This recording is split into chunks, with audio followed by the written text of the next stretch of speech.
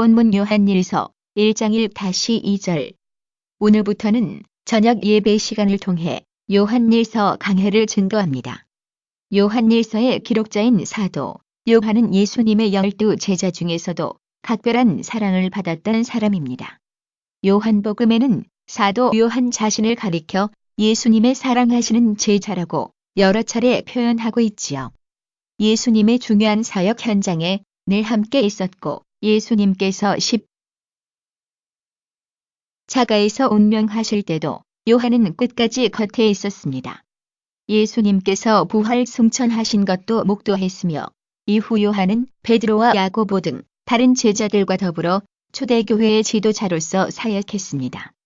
말년에는 에베소를 비롯한 소아시아의 7교회들을 섬기다가 서기 100년경 90살의 나이로 소천했다고 하지요. 원래 우리의 아들이라고 불릴 정도로 급하고 불같은 성격이었지만 말년에는 전혀 다른 모습으로 변화되어 사랑의 사도라고 불렸습니다. 요한은 신약 성경 중에서 요한복음과 요한계시록 그리고 요한일서, 2서, 3서 이렇게 5편의 글을 기록했습니다. 요한계시록 강해 때도 소개해드렸지만 요한은 서기 95년 로마 황제 도미티안의 박해 당시에 체포되어 끓는 기름 가마에 던져졌다고 합니다. 그러나 펄펄 끓는 기름 가마에서 또 전혀 해를 입지 않고 살아나오자 이번에는 반모섬으로 유배를 당했지요. 반모섬에 유배되었을 때 하나님과의 깊은 교통 속에서 기록한 것이 바로 요한계시록입니다. 요한일서의 정확한 기록 시기는 알 수 없지만 대체로 계시록보다는 앞선 시기인 서기 90년경으로 알려져 있지요. 요한일서에는 하나님의 아들 예수 그리스도에 대해 또한 성도들이 죄에서 떠나 살아야 할 것에 대해 반복적으로 기록되어 있습니다. 여러분이 요한일서의 기록, 배경을 알면 이 내용을 양식 삼는데 더 도움이 될 것입니다. 당시 초대교회에는 미혹하는 세력들이 많았는데 특히 영지주의라는 사상에 영향을 받은 이단도 있었습니다. 그들은 자신들도 복음을 믿는 것처럼 하면서 너무나 잘못된 이론을 성도들에게 전파했지요. 예를 들면 예수님이 육신을 입고 이 땅에 오신 하나님의 아들이심을 인정하지 않았습니다. 십자가에서 죽으시고 부활하신 것도 부인했지요. 또한 하나님을 아는 지식만 있으면 도덕적으로 살지 않아도 된다 했습니다. 영혼과 육체는 별개의 것이므로 육체로는 방탕하게 죄를 지어도 영혼은 구원받을 수 있다고 주장했지요. 사도 요한은 이런 이단적인 주장들에 대하여 단호하게 반박하고 있습니다. 예수 그리스도는 창조주 하나님과 근본 하나이시며 하나님의 아들임을 선포합니다. 그러한 예수님이 이 땅에 육신을 입고 오셨고 십자가에 죽으셨다가 부활 승천하심으로 인류의 구세주가 되심을 밝히고 있지요. 또 우리가 이러한 주님을 믿으면 구원을 받지만 지식적인 믿음만으로 구원받는 것이 아니고 반드시 빛 가운데 행해야 함을 강조합니다. 바로 이런 내용들이 요한일서 전반에 걸쳐 반복적으로 설명되는 내용들이지요. 이는 여러분이 이 재단에서 항상 들었던 성결의 복음의 기반이 되는 말씀이기도 합니다. 요한일서 강해는 1985년과 86년에 걸쳐 저녁 예배 시간에 증거한 적이 있습니다. 당시에는 성도들님들이 이 말씀을 들으면서 영적으로 깊이 있는 말씀인 것은 알았지만 마음으로 깨닫고 이뤄내지는 못했지요. 나름대로 이해한다고는 생각했겠지만 어렵게 느껴졌을 수도 있고요. 그러나 이제 믿음이 성장한 여러분은 듣는 대로 마음에 정립하며 즉시 양식 삼을 수 있을 것입니다. 여러분이 이 요한일서의 말씀을 여러분 자신에게 온 편지라고 생각하면서 읽고 또 묵상해 보시기 바랍니다. 그리고 마치 사도 요한의 음성을 직접 듣는 것처럼 감동으로 느껴보시기 바랍니다. 예수님과 함께한 행복한 간들을 뒤로하고 초대교회 시대의 수많은 역경을 극복하는 동안 어느덧 요한은 80여 세가 되었습니다. 야고보, 안드레, 마태, 도마, 마침내 베드로에 이르기까지 주님의 기억을 서로 나눌 수 있고 서로 의지가 되었던 제자들이 하나하나 순교했다는 소식이 들려왔지요. 이제 홀로 남은 누사도가 주님의 교회를 지키기 위해 이단의 교리에 맞서서 다시 한번 진리를 선포하고 있는 것입니다. 이 아름다운 말씀을 감동함으로 받아 속히 성결을 이루는 여러분이 되시기를 바랍니다. 온전한 빛 가운데로만 행하여 빛이신 하나님의 참 자녀로 인정받을 수 있기를 주님의 이름으로 축원합니다. 요한일서 1장 1에서 4절은 요한일서의 전체의 도입 부분입니다. 요한이 이 서신을 기록하는 동기와 목적에 대해 설명하고 있지요. 1절부터 보면 태초부터 있는 생명의 말씀에 관하여는 우리가 들은 바요, 눈으로 본 바요 주목하고 우리 손으로 만진 바라 했습니다. 성경에서 태초라는 말은 두 가지 의미로 사용됩니다. 먼저 창세기 1장 1절에는 태초에 하나님이 천지를 창조하시니라 했습니다. 여기서의 태초는 하나님께서 천지 창조를 이루신 시점을 뜻하지요. 어떤 사람들은 이 창조의 시작에 대해 나름대로 성경적으로 해석한다 하면서 지금으로부터 6천여 년 전이라고 말합니다. 그러나 인간 경작의 세월이 6천년이라는 말은 천지를 창조한 때부터 마지막 때까지가 6천년이라는 말이 아닙니다. 이 6천년은 아담이 범죄함으로 에덴 동안에서 쫓겨나 이 땅에 내려온 때부터를 말하는 것이지요. 천지를 창조하신 때부터 아담이 범죄하는 시점까지는 사람의 개념으로는 헤아리기 어려운 무수한 시간이 경과했습니다. 그러나 아무리 오랜 시간 전이라 해도 분명히 시작이 있지요. 바로 이 창세기에 나오는 태초는 그 시점이 정해져 있는 유한한 태초입니다. 다음으로 요한복음 1장 1절에 태초에 말씀이 계시니라. 이 말씀이 하나님과 함께 계셨으니 이 말씀은 곧 하나님이시니라 했습니다. 여기서 태초는 천지 창조가 시작되기 전 시작도 끝도 없는 영의 시간 속에 영원 전의 어느 한 지점을 말합니다. 하나님께서는 스스로 계시며 시작도 끝도 없는 영원하신 분입니다.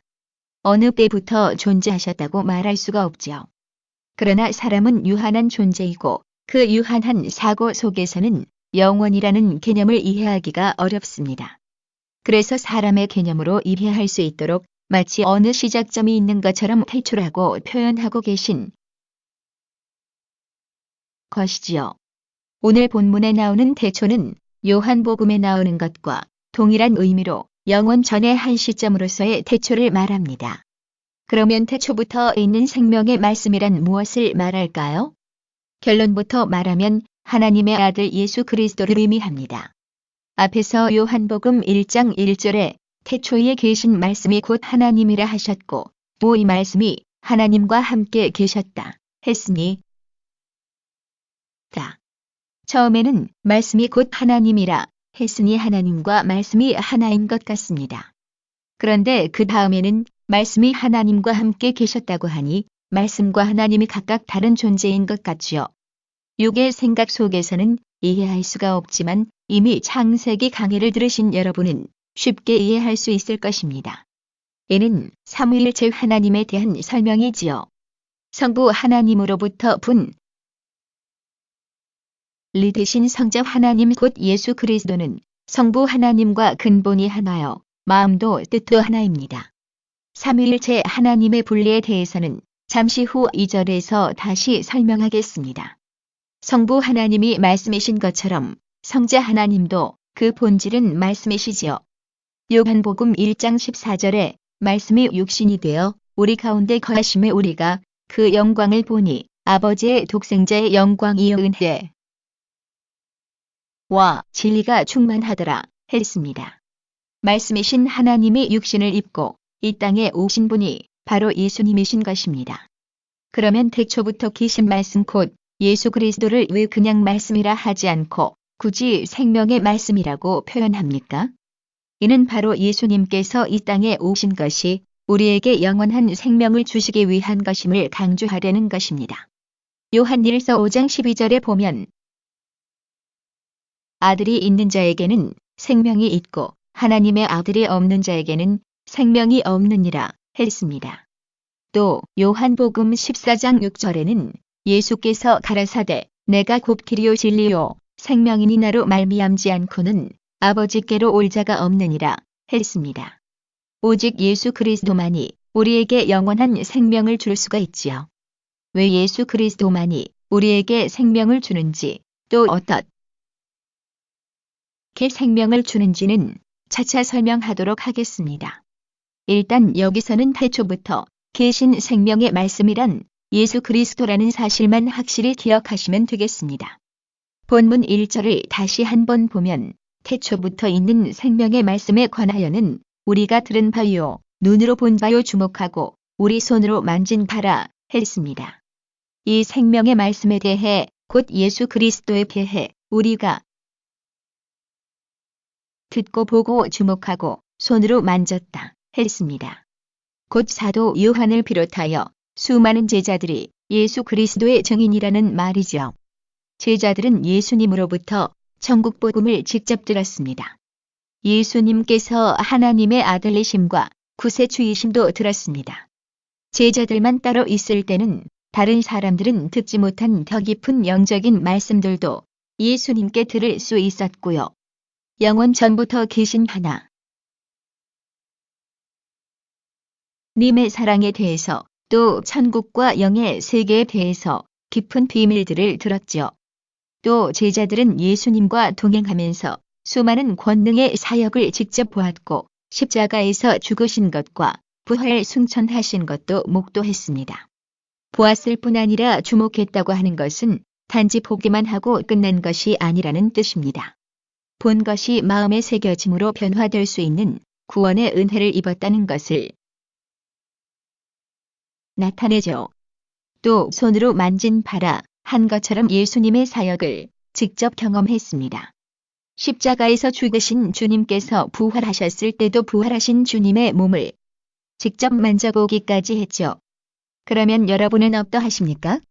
예수님의 제자들은 직접 보고 듣고 만졌지만 나는 보지 못하고 듣지 못했다 하시겠는지요? 그렇지 않습니다. 여러분도 들었고 보았고 만져보았지요. 만세.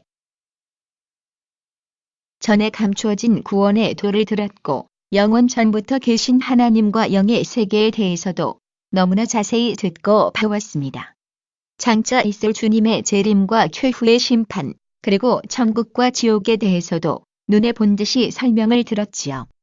뿐만 아니라 그 말씀이 참임을 증거하는 성령의 역사들을 항상 체험하면서 살아갑니다. 66권 성경에 기록된 하나님의 말씀은 그 말씀에 순종하는 사람들의 삶 속에서 그대로 보장되는 역사가 따릅니다. 여러분이 말씀대로 행하여 영혼이 잘된 만큼 모든 축복의 약속이 그대로 임하지요. 2000여 년 전 예수님께서 행하셨던 수많은 기사와 표적을 체험함으로 나도 주님을 만났다고 고백할 수 있는 것입니다. 영이신 하나님을 육의 눈으로 볼 수는 없지만 성경의 말씀과 성령의 역사를 통해 하나님의 마음을 알 수 있고 하나님을 본 듯이 만진 듯이 체험할 수 있지요. 요한일서 1장 2절에 이 생명이 나타내신 바 된지라 이 영원한 생명을 우리가 보았고 증거하여 너희에게 전하노니 이는 아버지와 함께 계시다가 우리에게 나타내신 바 된 자니라 했습니다. 제자들이 본 영원한 생명 곧 예수 그리스도는 원래 아버지 하나님과 함께 계시다가 이 땅에 육신을 입고 나타나셨으니 여기서 잠시 삼위일체 하나님에 대해 설명하도록 하지요. 원래 태초에 홀로 계셨던 하나님께서는 어떤 제한적인 형체를 입으신 것이 아니었습니다. 온 우주 공간 안에 가득한 빛이요. 그 빛 안에 소리를 머금은 채로 존재하셨지요. 그 빛은 마치 오로라처럼 오색찬란하며 흐르는 물결처럼 온 공간을 채웠고 그 빛과 함께 아름다운 소리도 온 우주에 채워져 있었으니 바로 이 소리를 요한은 태초에 계신 말씀이라고 표현하는 것이지요. 이렇게 소리를 머금고 온 우주에 퍼져 있던 빛이 어느 때가 이루자 영계의 한 정점으로 운집했습니다. 그리고 이렇게 음집한 빛에서 두 개의 빛이 분리되어 나왔습니다. 원래의 빛에서 동일한 두 빛이 분리되어 세 개의 빛이 되었지요. 하나의 빛이 셋으로 나눠진 것이 아니라 근본 하나의 빛으로부터 이와 똑같은 빛들이 두 개 더 생긴 것입니다. 이것이 바로 말씀으로서 홀로 존재하시던 하나님께서 삼위일체 하나님으로 분리하신 과정입니다. 원래 존재하던 근본의 빛이 성부 하나님이며 근본의 빛으로부터 나누어진 두 빛은 각각 성자, 성령 하나님이시지요. 이렇게 셋으로 나뉜 빛은 우리 사람과 비슷한 형체를 입었습니다. 창세기 1장 26절 전반절에 보면 우리의 형상을 따라 우리의 모양대로 사람을 만들고 하셨지요. 사람의 형체는 바로 하나님의 형체를 따라 지음을 받은 것입니다. 물론 하나님께서는 항상 사람과 같은 모습으로만 존재해 계시는 것은 아닙니다. 필요에 따라 하나님의 마음에 품은 대로 어떤 모습으로도 계실 수가 있지요. 이렇게 분리되신 성자 하나님 곧 예수 그리스도는 성부, 성령,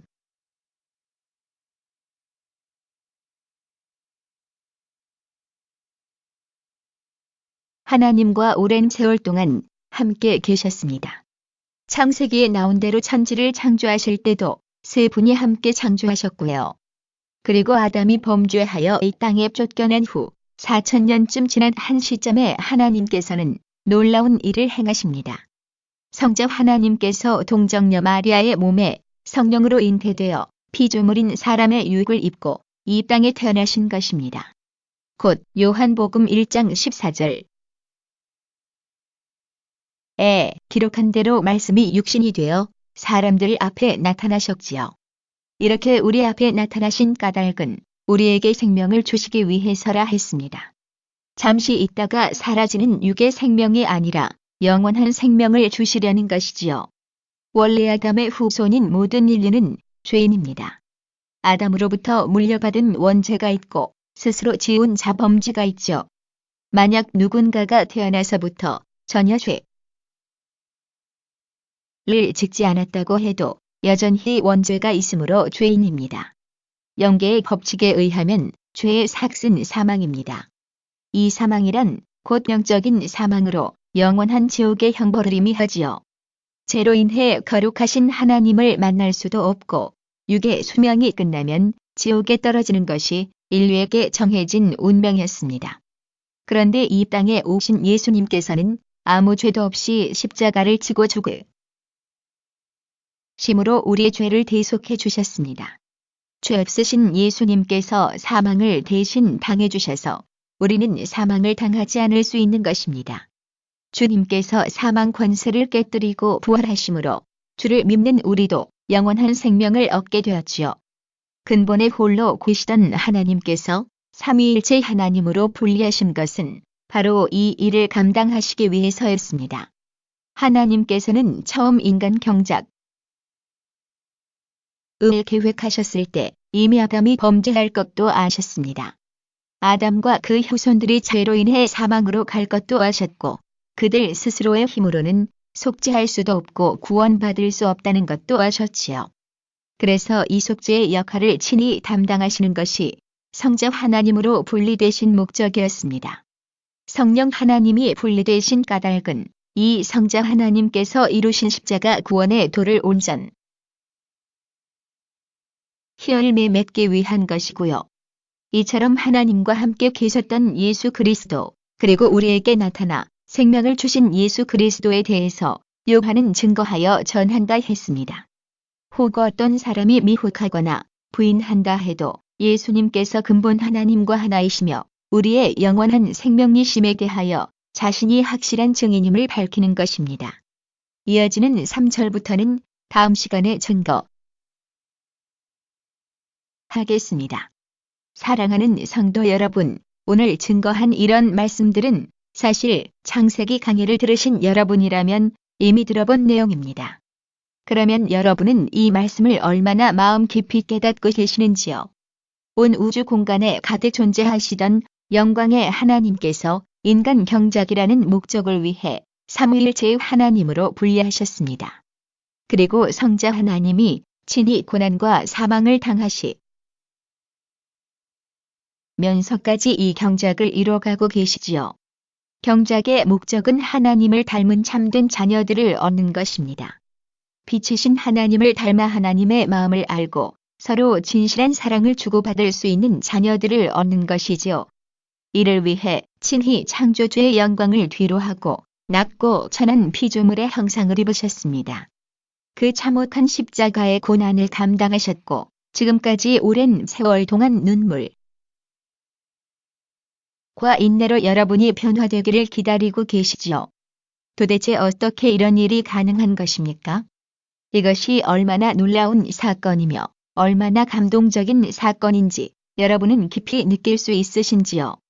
그렇다면 이 요한일서의 말씀들이 꿀과 송이꿀처럼 입에 달게 여겨질 것입니다. 또한 하나님의 사랑에 보답하기 위해 어찌하든 성결의 열매로 나오고자 마음과 뜻과 정성을 다하게 되지요. 한 주간도 하나님의 마음을 더 깊이 묵상하며 이런 아버지의 사랑에 보답하는 마음으로 하루하루 거룩한 삶을 사시기 바랍니다. 그래서 하나님을 닮은 온전한 자녀들로 신속하게 변화되시기를 주님의 이름으로 축원합니다.